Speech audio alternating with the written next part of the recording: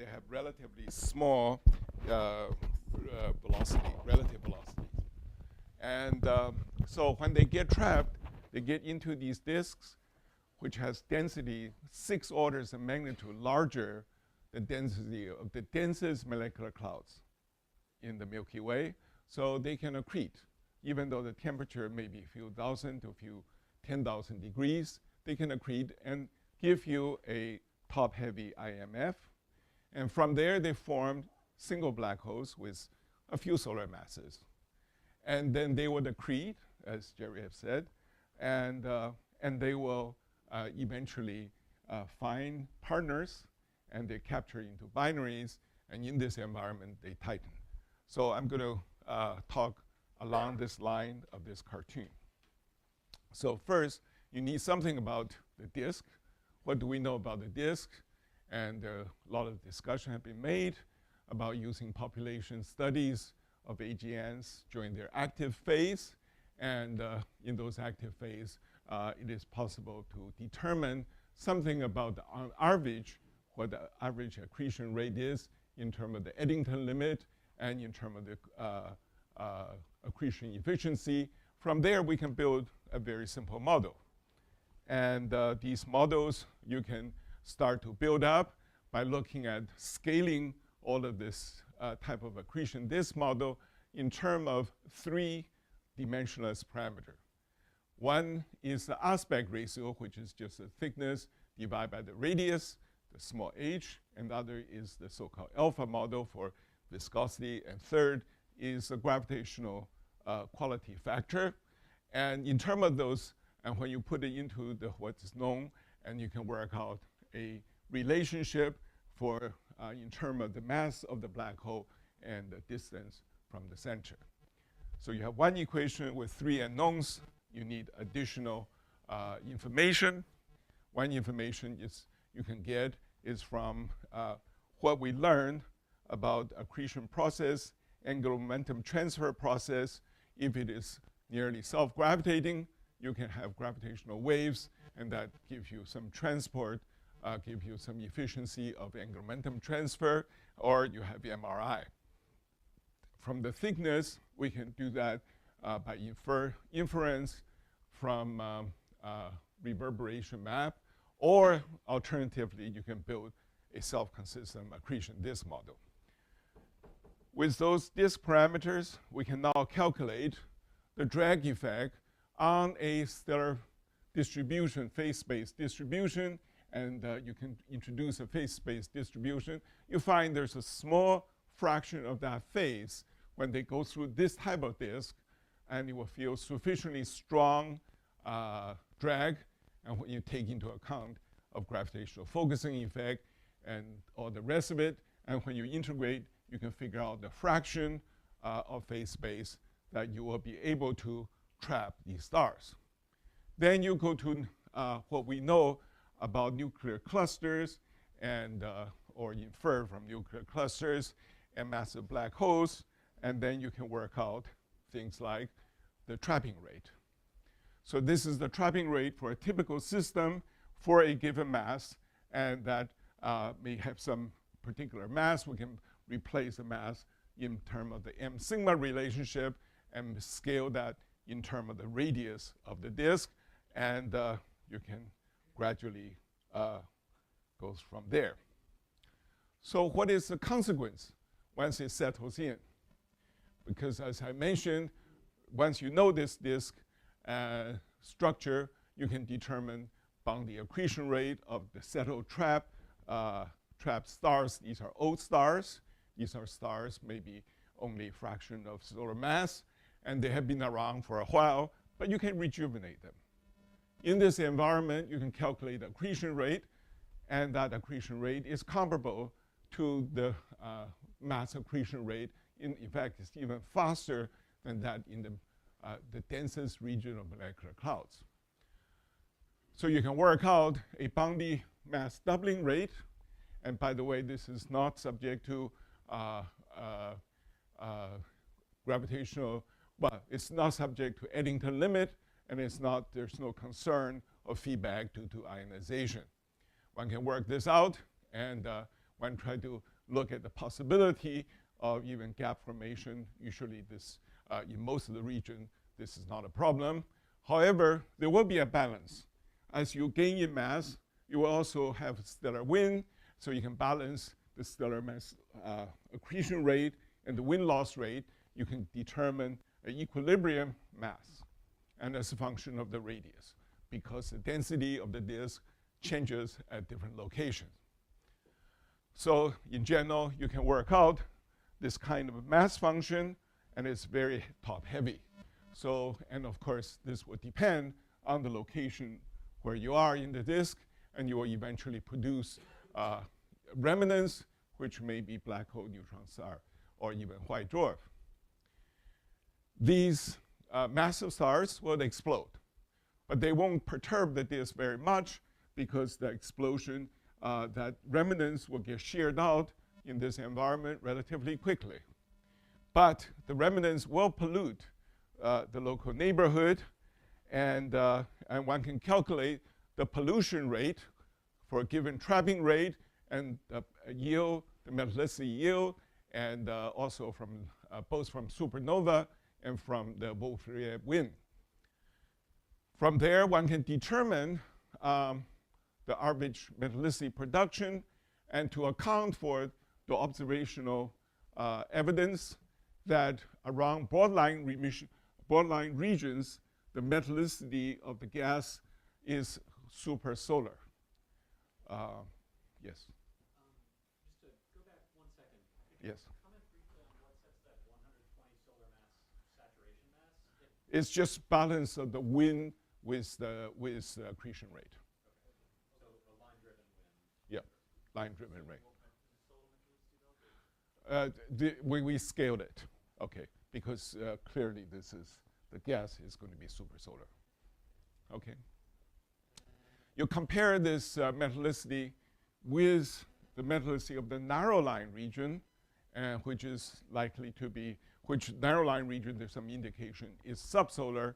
So that tells you that perhaps the metal production occurs in the very close proximity of the central black hole.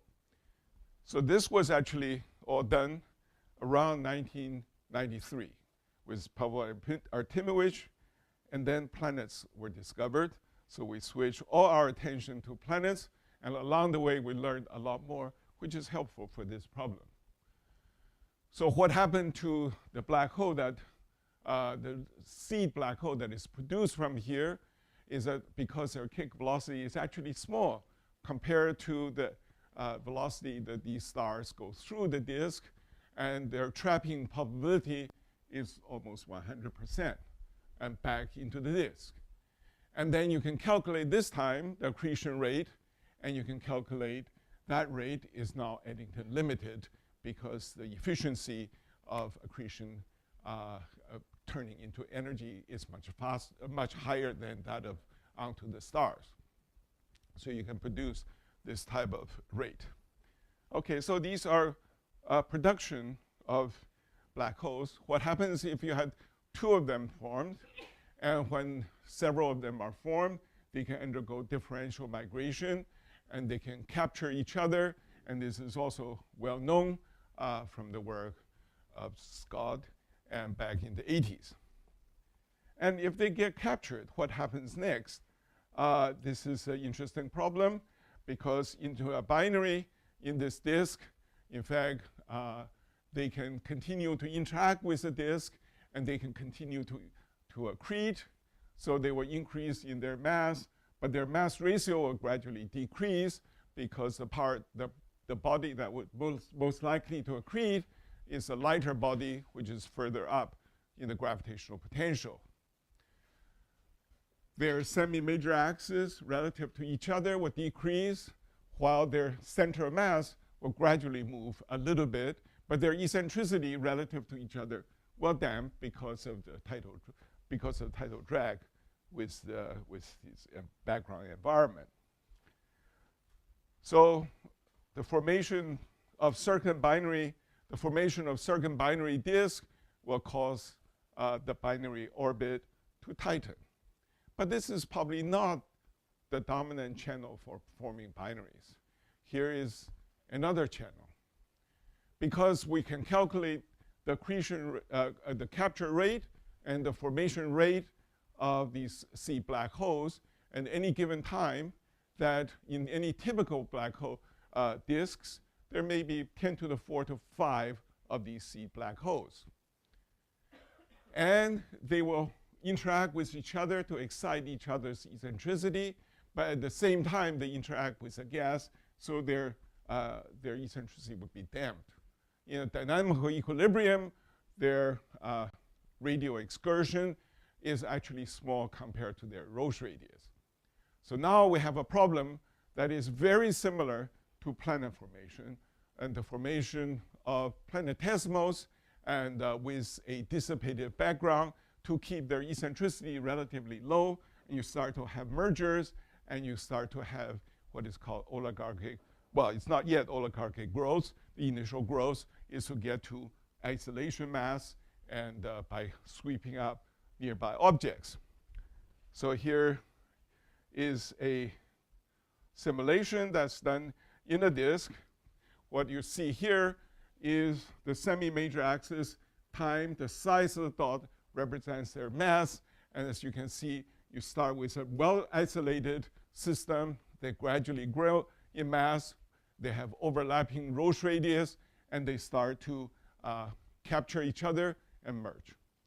And quite often, this merger association may have several components, several bodies, and these bodies may hold together for a while, and they may exchange partners, and they are more likely to form hierarchical systems.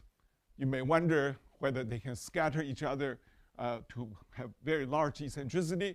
It turns out not, primarily because gas is still accreted to their neighborhood, their eccentricity are still being damped, and so on and so forth. I put this in the wrong place, but just to show you that from Yao's simulation, who is in the audience, and that you have a small cluster, it is possible for this cluster to preserve its dynamical integrity because the contraction from the gas damping process, you can actually cause this thing to become more and more compact as it undergoes orbital decay. So what happens next? We have a complex system with many scales. The largest scale being the size of the disk, being a few parsecs, and then you have the thickness of the disk being a few percent, and the largest turbulence is comparable in that scale. These binary black holes will have tidal radius. The Roche radius is about 1% of their semi-major axis, so they will be small compared to the size of these turbulent cells. So the angular momentum vector of the surrounding disk as being accreted onto this binary black hole will change in time. So as a result, you have a disk which is changing in orientation, and this is probably a more effective way of reorienting your relative inclination.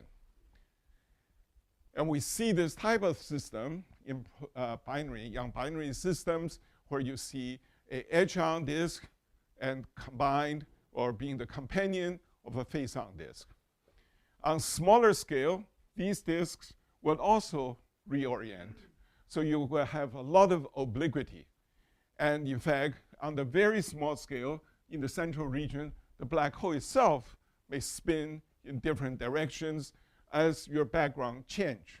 So there will be lens-tearing precession, but lens-tearing precession will change the angular momentum, reorient the disk on relatively short time scale. And these things evolve with time on the time scale of the eddy turnover time scale. So, okay. So what happened to these binaries when they go through this type of thing? You may have both prograde, retrograde, and you can have spin cancellation. And in fact, you can have spin cancellation. You can have this that cancels along the way. So we're trying to make some estimate to integrate over typical eddy turnover time. What happened to the Kozai-Lido effect, because you're changing this inclination, as was said earlier, that you need almost face on. But along the way, because there's gas accretion, in fact, the gas accretion tends to damp the eccentricity and tend to shrink the semi-major axis well inside the Roche radius. When you do that, when the semi-major axis becomes small compared to the size of the Roche radius, that the Kozai-Lido effect is quenched. But nonetheless, this drag effect continues, and that can give you a spin angular momentum distribution, but probably eventually help us to understand the possibility of some sort of a recoil. What happened to the galactic center when we talked about this morning from Andrea's talk? There are two different populations, young population in this direction, old population in that direction. Can we produce that? And the point is that the big disk, if I can get to it. Okay, there it is. The big disk itself may reorient because it's fed by the interstellar medium. As it reorients, it will capture new stars, and these stars capture at different stages will have different orbital plane. So you don't necessarily have to have the same plane. You can certainly modify the stellar distribution function from that of a cusp. What happens when the binary becomes relatively massive and they are able to open up gaps, and they can continue to go in this way, and you can produce, by the way, high velocity clouds without even the Hughes mechanism. When the mass of the black hole becomes intermediate mass, over 100 solar masses, and then it will continue to interact with the nuclear cluster, it will undergo dynamical friction as it goes in, while exciting spiral density waves. And this type of process can actually lead to the driving of gas all the way from this circum-nuclear disk into the black hole. And this may be the reason why the typical black hole's duty cycle is so small. So these events will probably be detectable by LIGO. What about the occurrence rate? We can calculate the occurrence rate by capture rate, and that is function of the black hole mass, and we can integrate that over with some mass function and M sigma relationship over the cosmic volume. And when you do that, you can incorporate what is known of the mass function and the M sigma relationship, and to get a few events per year.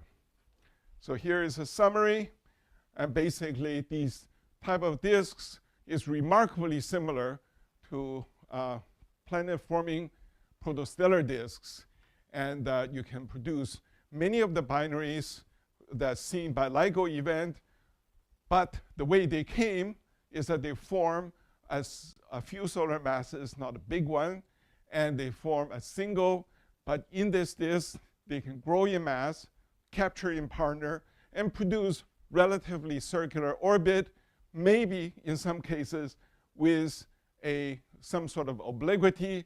And just to illustrate, one of the cool movies produced by an undergraduate, and that represents the orbital inclination and the trapping of a star in this disk. You will wait and see. Thank you.